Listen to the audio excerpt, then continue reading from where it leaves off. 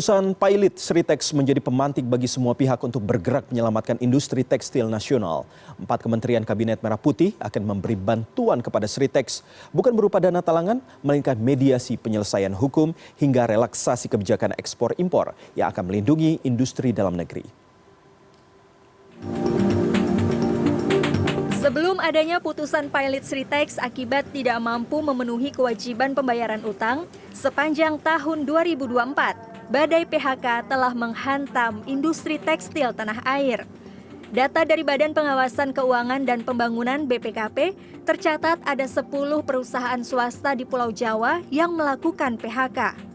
Tak luput, BUMN PT Primisima juga turut merumahkan 500 pekerjanya. Masalah internal membuat pengelolaan BUMN itu diambil alih perusahaan pengelola aset. Asosiasi Produsen Serat dan Benang Filamen Indonesia menyatakan produk tekstil Indonesia sangat mampu bersaing di pasar Eropa dan Amerika Serikat.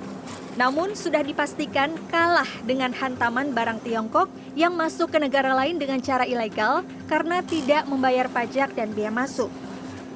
Ini kan bukan hanya Sritex aja, Sritex mungkin hanya pemantik lagi bahwa kita concern terhadap sektor ini. Tapi sepanjang 2023 itu kan PHK-nya kan terus-terusan ya. Di masing-masing perusahaan PHK, ada yang PHK 100, ada yang PHK 1000, dilakukan setiap sebulan, setiap 3 bulan gitu ya, Mbak. Di 2024 kita lihat kuartal 1, kuartal 2 kan tren PHK itu sudah bergeser. Jadi bukan lagi PHK tapi sudah tutup pabrik.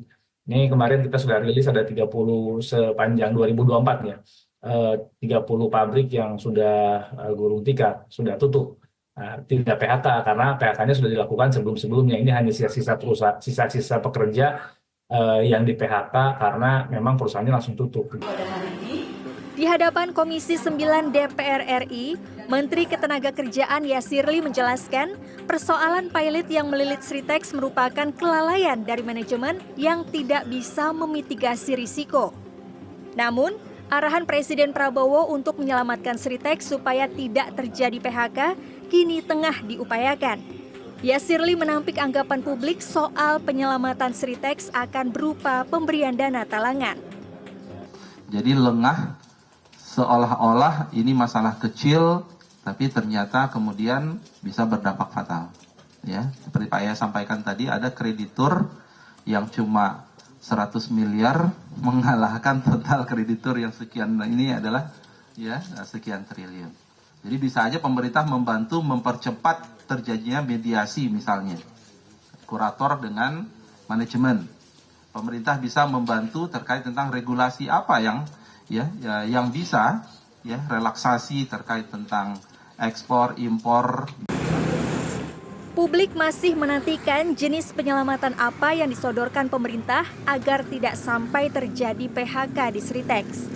Namun, belajar dari kasus Sritex maupun BUMN Primisima, Kemnaker menyoroti setiap perusahaan wajib memiliki sistem manajemen risiko yang kuat untuk menghadapi kondisi pasar global dan efek kebijakan nasional pada pasar industri tekstil. Desi Aritonang, Muhammad Wahyudi, Jakarta.